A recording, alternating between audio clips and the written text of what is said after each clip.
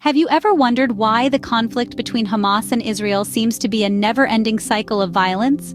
Today we will delve into the roots of this ongoing strife, tracing the events chronologically to better understand the complexities of this situation. Our story begins in the mid-20th century, with the formation of Israel and the subsequent displacement of the Palestinian people.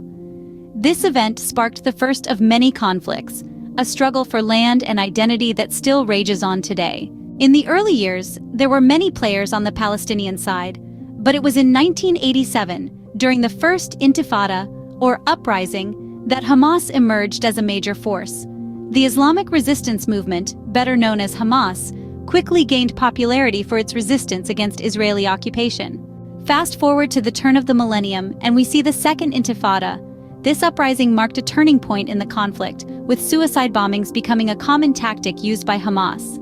The violence escalated, and the world watched in horror as the death toll rose on both sides. In 2007, the situation took another turn when Hamas took control of the Gaza Strip.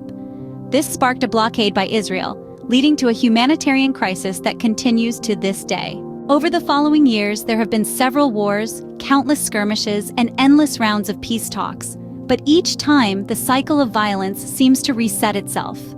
Most recently, in October 2023, we saw a shocking escalation of violence.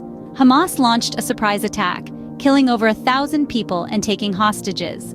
This act was met with international condemnation and a renewed commitment to peace talks.